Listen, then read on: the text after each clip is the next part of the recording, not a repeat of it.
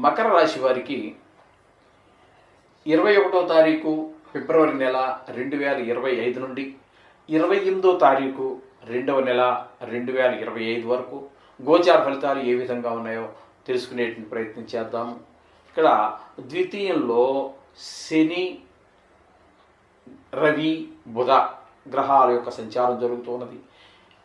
ఇక తృతీయంలో శుక్ర, రాహుల యొక్క సంచారం జరుగుతున్నది. 5వ స్థానం అయినటువంటి వృషభంలో గురు యొక్క సంచారం జరుగుతున్నది. ఇక 5, 6 స్థానాలలో కుజుని యొక్క సంచారం జరుగుతున్నది. ఇకపోతే భాగ్యస్థానంలో కేతు యొక్క సంచారం జరుగుతున్నది. అయితే ఇక్కడ ద్వితీయ స్థానంలో సంచరించేటటువంటి రవి, శని యొక్క ప్రతికూలత ఉన్నప్పటికీ బుధుని యొక్క అనుగ్రహం మాత్రం ఇక్కడ బాగున్నది. తద్వారా కుటుంబ ధనాదాయం బాగుంటుంది, మాట తీరు బాగుంటుంది, కుటుంబంలో ఆహ్లాదంగా ఉండేటువంటి అవకాశం బాగా స్పష్టంగా గోచరిస్తూ ఉన్నది.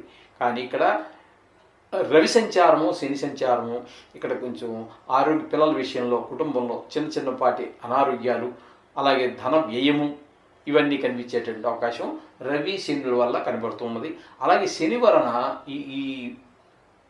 ఈ మకర రాశి వారికి ఏలినాటి శనిగా కూడా మనం భావించవలసి ఉంటుంది. అంచేత శని కూడా కొంచెం ప్రతికూలమైన ఫలితాలే చూపిస్తూ ఉన్నాడు.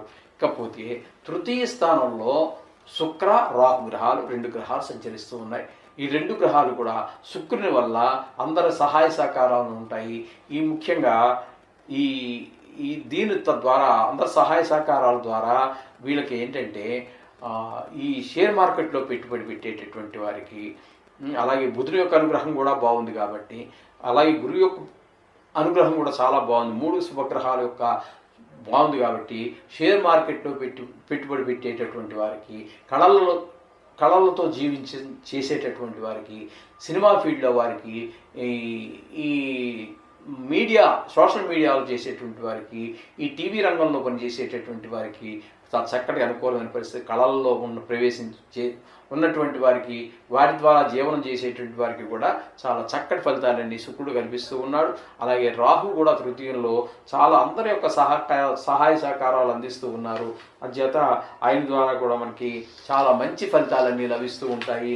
అలాగే రాహు ద్వారా మనకి వచ్చేటువంటి మంచి ఈ చెట్టు స్నేహాలన్నీ పోయి మంచి వారి యొక్క స్నేహం కలగటము, అలాగే మాతామహులు అంటే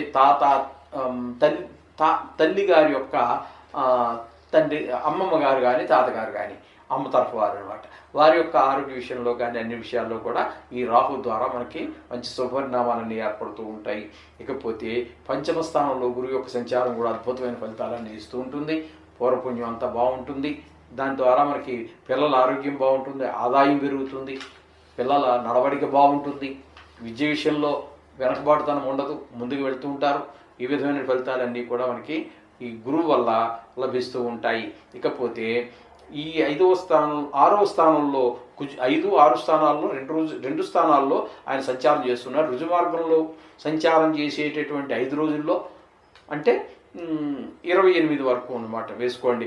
21, 22, 23 తీసేసేయండి. 24 నుంచి 24, 25, 26, 27, 28 ఈ 5 రోజులు కుజుడు కూడా మీకు అనుకూలమైనటువంటి ఫలితాలు ఇస్తూ ఉన్నారు. కాబట్టి చాలా చక్కటి ఫలితాలన్నీ కూడా 6వ స్థానంలో ఉన్నారు. కాబట్టి ఆరోగ్యం బాగుంటుంది.